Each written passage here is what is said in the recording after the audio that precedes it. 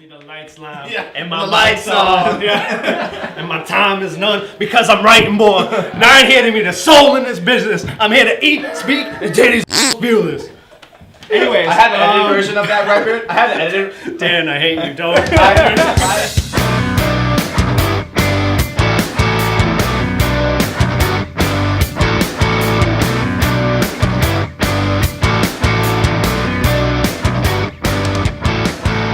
Okay, so today is day one of a two-day shoot for the song 1992 off of the Alive Through Memories debut record. And today is really the band performance section of the video. We've got me and Max playing the song in my living room, and then we've got a solo shot of me with the wall full of pictures. The song 1992 it's about Alex coping with his father's death, which was the result of alcoholism. So the whole song kind of parallel to that storyline. It's a hard thing to word because it's not my experience, but the song has a lot to do with alcoholism and its effects on people's emotions and their actions and the strong consequences of having that sort of problem. This song was written, again, like everything on the record, it was written by me and my college roommate Brendan, and he took over a lot of the musical responsibilities as he did throughout the record. This song, I would say, maybe aside from another track called Amnesia, this song probably took the longest and required the most work. It's very high in my vocal range. And it's a very complicated, there's really no form, it just kind of goes throughout. The song started, we needed more pop, I felt, on the record, so I wrote a very poppy melody that we started writing to, and then we broke into the second half of the song, which we wrote it and we felt that it was so good, it was too good for the poppiness that I wrote in the beginning, so we ended up scrapping the whole beginning and starting it from scratch to match the power that the end of this song brings. So tomorrow when we get into the narrative, that's going to be a whole lot of Mike and an actor that I'm working with named Ariel. They're going to be portraying the story that we'll talk about a little bit more tomorrow. But today really kind of covers my personal attachments to the song. And as you will see tomorrow, how that intertwines with the story that goes along with the video.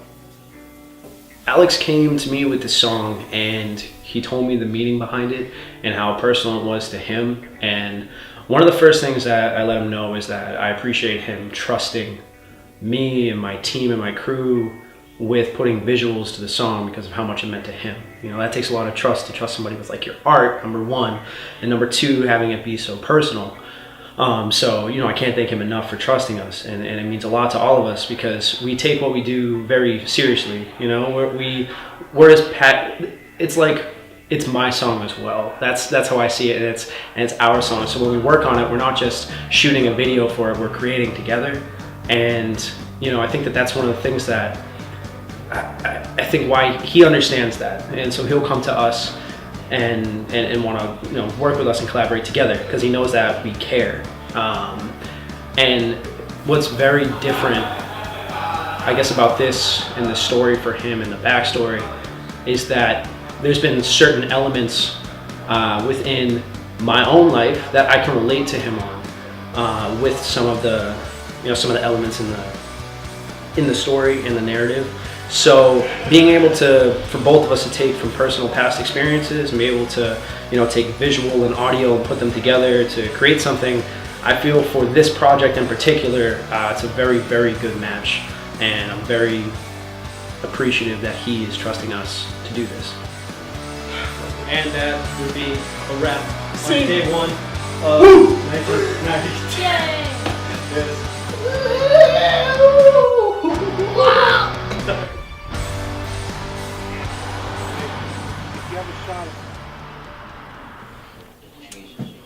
Brother, comes to see his other brother, who's an alcoholic, who I'm actually playing the alcoholic brother today because we casted a very talented actor, but unfortunately he had to step down from the role for other reasons, which is completely fine. It was not my choice. I want to throw that in there. It was not my choice to act. It was this guy's. So he nominated, him and Kim nominated me to be nominated. take. We have faith in Mike. Mike will do it. This is my car accident. Okay, we're gonna see. How close did you get it? You literally just. Oh, I hit it. Yeah, that's fine. Or, when you're seeing it, it's kind of like a slow progression of everything processing. So when you first see the accident, you're 70% sure that it is me. And then as you start getting closer, you start seeing the car, looking at that, and then you kind of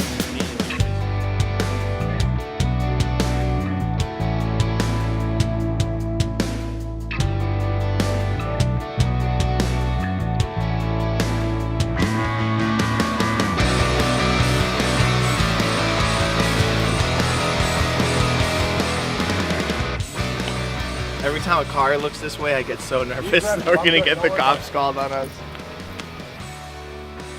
No, please, let me go! Let me go! That's my fucking brother! No, Saz!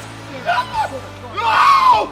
No! I think what's really interesting about being a songwriter is that you get to put your true self into a song, which is different than being an actor or any of those other forms of art, because you're portraying someone else or something else. You're doing your best to imitate something else.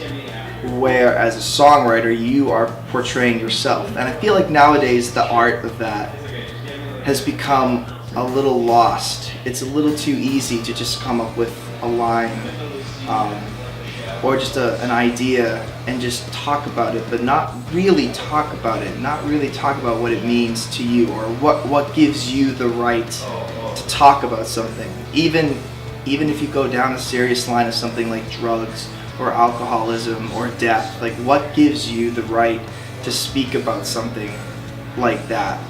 And what I tried to do with this song is at least show why I feel I have the right to talk about something like that, to not just give it a general statement, to not just generally talk about something so serious like death or alcoholism or tragedy and how you overcome that. You're better than this. Not me. See, you always fucking do this shit. You play the self-righteous fucking victim whenever anybody tries to help. Why do you think people stop answering the phones? Why do you think nobody comes here anymore except for me? Dude, My beard. look, I'm gonna ask I've you very already watched politely, Mom go down please. this road, and I had to fucking watch her kill herself. I'm not watching you do the same thing. You're gonna fucking bring up Mom. Yeah. You're gonna fucking bring up Mom. Give me my fucking beard. You know why I'm bringing up Mom? Give me my Because you're- fucking beard. Because your mom's... Give me my fucking beard. Relax, dude. Relax.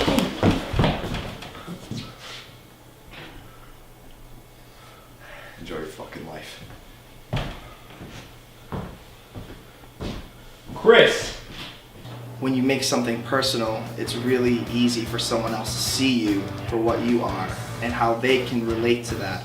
So with this song, though the event that influenced it is very clear, what might not be clear is that the song isn't really about that, it's more about me. That's the year I was born, 1992. So I wrote this song about myself and about all those guilty feelings that maybe that you don't talk about so often, that you kind of keep bottled up inside and that you feel guilty about feeling because you don't know if you're supposed to feel that way or not. And with this song, I did my best to just put it out there, regardless of what anyone else would think. Anyone who listens to this song and watches this video will know that I have the right to talk about that and feel that way, and anyone has the right to feel that way. What a fun shoot today. Yeah, I know, today was awesome. It not only were we able to shoot a storyline or a narrative, which is always my favorite to include into music videos, we got to work with an awesome actor, Ariel Zuckerman, and I actually ended up acting today as well, which was fun and different. There's few times in the projects that I work on now and stuff through 41st that that I actually will act in. So, and then Evan jumped on to do the shooting for that. So I'm excited because it all looks really, really good. So props to him as well. When Alex came to me and when we discussed what we were going to do for the acting, and him and Kim nominated me to do it, I had a lot of personal stuff going on that I kind of kept building up that had to do with my past, that had to do with certain content, that's in the video.